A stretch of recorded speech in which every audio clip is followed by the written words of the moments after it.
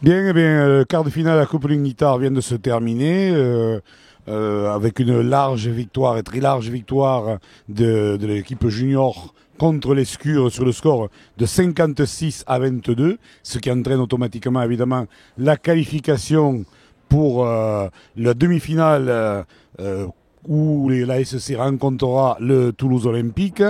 Alors, nous recevons dès la fin de ce match le capitaine et trois carrels de cette équipe junior de l'AS Carcassonne, Florent Oaro.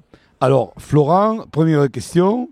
Invaincu et largement en tête du championnat, en demi-finale de la Coupe. Bon, qu'est-ce que c'est qui peut vous arrêter aujourd'hui pour vous empêcher d'avoir le doublé? Bonjour, peut-être tomber dans l'excès de confiance, hein. Peut-être qu'on se voit peut-être trop beau, donc il faudra faire attention à ça. Il faut continuer à travailler, à être sérieux, à respecter les adversaires et normalement ça devrait passer. Après il faut continuer quand même notre travail et continuer la bonne série.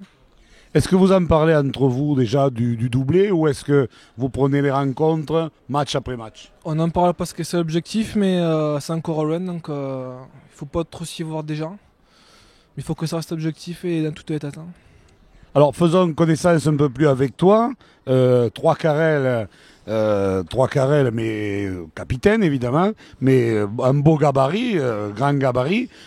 Tu dois pouvoir être polyvalent et éventuellement rendre service à d'autres postes à l'équipe. Donc est-ce que tu as d'autres postes de prédilection? De formation, je suis pilier ou seconde ligne, donc c'est mes postes d'origine. Après j'ai joué à l'aile pour dépanner dans quelques matchs. Donc avec les blessés, les suspendus, tout ça, j'ai pu jouer plus de matchs. Donc ça permet de jouer plus de matchs quand je suis pas forcément dans le groupe et voilà. Ou de changer un cours de match. D'accord. Et ensuite, donc, peux-tu nous parler de ton parcours rugbystique? À quel âge as-tu commencé? Quels sont les...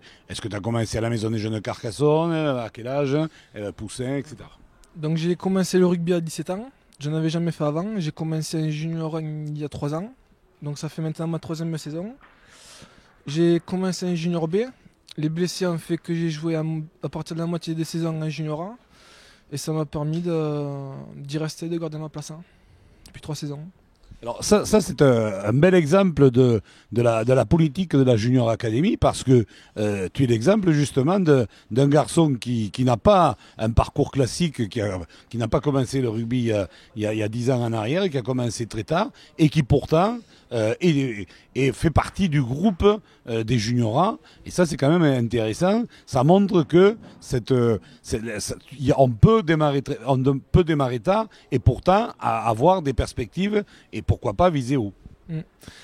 Ben, le fait qu'il y ait deux équipes de niveaux différents dans le même club, ça permet d'avoir des portes ouvertes, hein, de pouvoir évoluer de l'une à l'autre s'il y a des accidents. Donc c'est sûr que ça apporte plus de facilité que dans notre club qui n'aurait pas d'équipe, deux équipes, hein.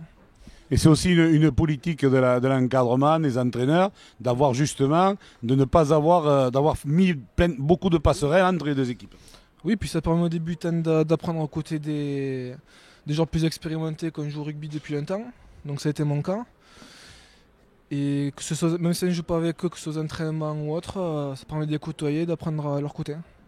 Alors, en tant que capitaine, bon, l'ambiance dans l'équipe et à l'ensemble de la Junior Academy doit être excellente avec toutes ces victoires.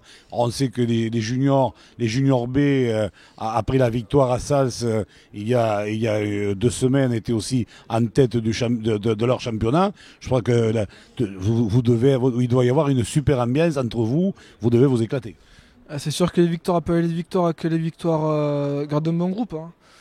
Après, faut pas que ça nous prenne à la tête et faut pas qu'il y ait de distinction dans le groupe à cause de ça.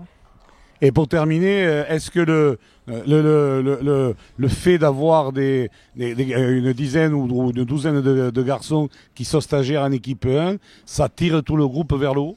C'est sûr, parce que ça apporte de l'expérience, ça apporte. S'entraîner avec la première, ça apporte aussi de la connaissance physique qui nous permet de mieux gérer le match, de mieux les tenir.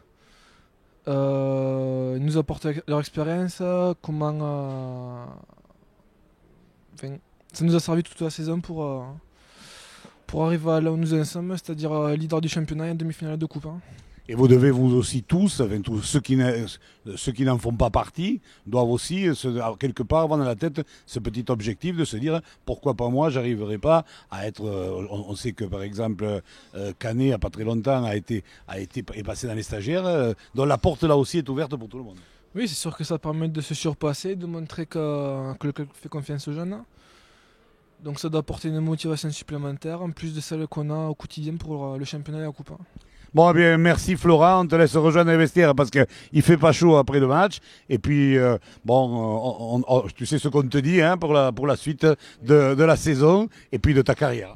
Eh bien oui, merci. Voilà, merci.